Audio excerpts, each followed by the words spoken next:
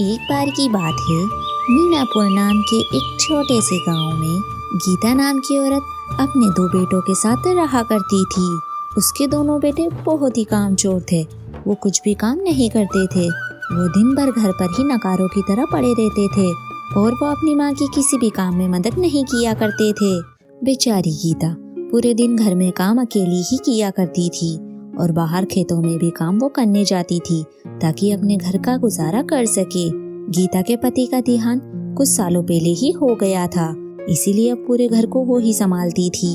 एक दिन गीता अपने सर पर बहुत सारी लकड़ियां लेकर जा रही थी। तभी गीता रास्ते में देखती है कि उसकी दोनों सहेलियां आपस में बातें कर रही है। तभी मीना गीता से बोलती है, अरे गीता, तुम्हारे दो निकम्मे बेटे आखिर है कहाँ? तुम बेचारी इतनी सारी लकड़ियाँ अपने सर पर डाल के ले जा रही हो। अरे मीना बहन, तुम्हें इतना भी नहीं पता? इसके दोनों निकम्मे बेटे खेत में ताश पत्ते खेल रहे होंगे। उन्हें कोई काम तो है नहीं। उन्हें अपनी माँ की मेहनत की जरा भी कदर नहीं। कैसे बेटे मिले हैं। अरे जाने दो पूजा बहन, मुझ गरीब के भाग्य में यही सब लिखा है। अब तो मेरी बूढ़ी हड्डियों में इतनी जान भी नहीं रही कि मैं कुछ अच्छे से काम कर सकूं। ना जाने इस दुनिया से मैं कब उठ जाऊं। अरे गीता बहन, मरे तुम्हारे दुश्मन, ऐसे तो मत कहो। तू एक काम कर, अपने बेटों की शादी कर दे। एक बार उनकी शादी हो गई ना तो उनके पैरों में बेड़ियां बन जाएंगी। फिर तो उनके कंधों में जिम्मेदारी तो पड़नी ही है। मीना का सुझाव गीता को बहुत सही लगता है और वो अपने दोनों बेटे राकेश और राजेश के लिए रिश्ता ढूंढने लग जाती है। फिर गीता को जैसी बहुएं अपने लिए चाहिए थी वैसी उसे मिल जाती है। गीता अपने दोनों बेटों का रिश्ता मोहिनी और मेनका नाम की लड़कियों से कर देती है। देखते ही देखते शादी का दिन नजदीक आ जाता है। फिर एक दिन गीता अकेली बैठी हुई थी और अपने टूटे फूटे घर को देखकर मन ही मन कुछ सोच रही थी। हे भगवान, मेरा घर तो कहीं से भी शादी ब्याह का घर लग ही नहीं रहा, क्योंकि मुझ गरीब बुढ़िया के पास तो इतने पैसे भी नहीं कि मैं अपने घर की मरम्मत करा सकूं और अपने घर को सजा सकूं। पता नहीं मेरे ऐसे टूटे फूटे घर में मेरी दोनों बहुएं कैसे रहेगी और कैसे इस घर में घुल मिल पाएगी। ऐसा सोचते सोचते गीता की आंखें नम हो जाती है। तभी एक जोगी बाबा उसकी चौखट पर आते हैं और उससे कहते हैं, ए माई, थोड़ा कुछ दान दे दो। मैंने कुछ दिनों से कुछ भी नहीं खाया है, कृपया करके कुछ खाने को दे दो। गीता के पास जो भी बचा हुआ था वो लाकर वो बाबा को दे देती है।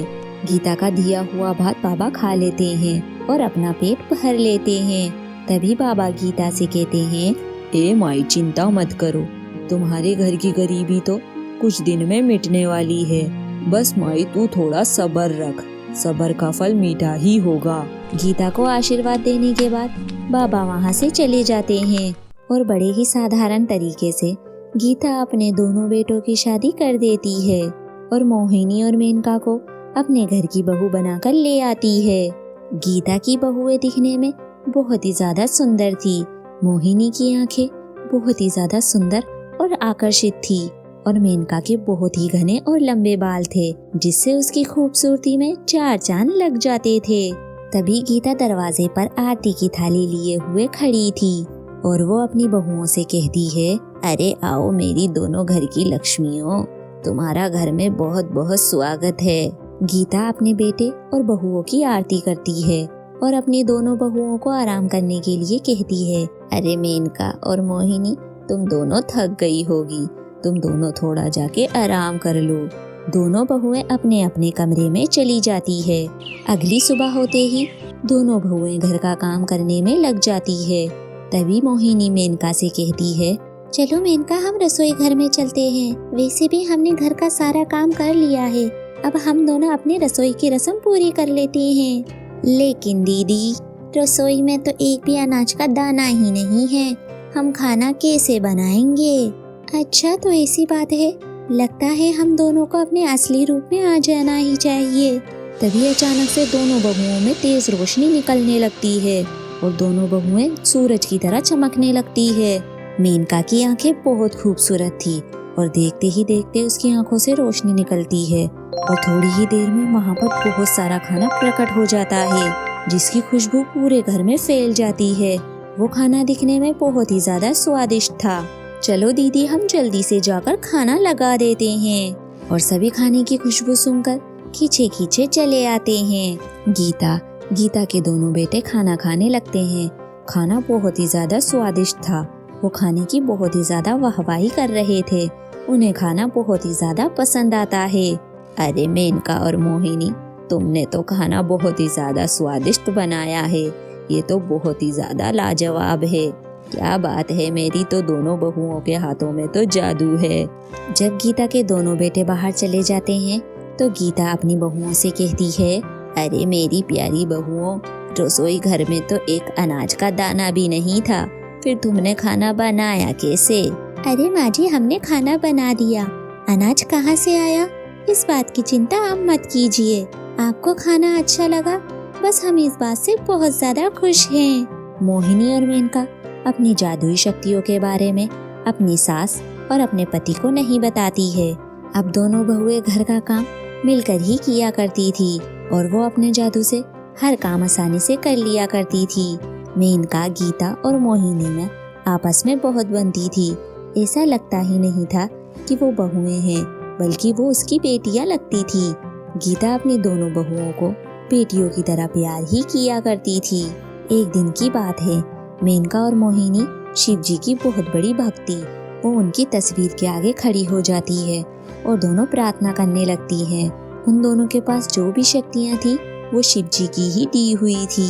मेनका और मोहिनी घर की हालत को देखकर बहुत परेशान थी और वो अपने घर की हालत ऐसे नहीं देख सकती थी। इसीलिए वो शिव जी के आगे अपने मन की बात कह देती है और थोड़ी ही देर में उनके सामने सोने के सिक्के प्रकट हो जाते हैं। मेनका और मोहिनी वो सोने के सिक्के ले जाकर अपनी सास को दे देती है। अरे बेटा, ये सोने के सिक्के आखिर तुम्हें कहाँ से मिले? अरे माँ जी, ये सिक्के हमें कहाँ से मिले इस बात का आपको क्या करना है। बस आप ये सिक्के रख लीजिए और इस घर की मरम्मत करवा लीजिए। बस आप ये जान लीजिए, ये सिक्के भगवान के दिए हुए हैं। ये उनका हमारे लिए एक आशीर्वाद है माँ जी। आप इन सारे सोने के सिक्के को बेच दीजिए और घर की नींव को खड़ा करवा लीजिए और इस घर को नया बनवा लीजिए।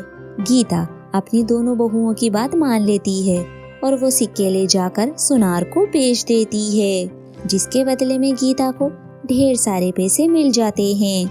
गीता अब कोई भी काम नहीं करती थी, ना उसे घर का काम करना पड़ता था और ना ही बाहर जाकर खेतों में काम करना पड़ता था। वो अपनी बहुओं के घर आने के बाद बहुत ही ज्यादा खुश थी। गीता को सोने के सिक्के बेचने के बाद जो पैसे मिले थे उससे वो अपने घर की मरम्मत करवाने लगती है। ऐसे ही दिन पे दिन बीतते जाते हैं। फिर एक दिन गीता का घर बनकर तैयार हो जाता है। गीता जब अपने घर को देखती है तो उसकी आंखें नम हो जाती है और उसकी आंखों से खुशी के आंसू बहने लगते हैं।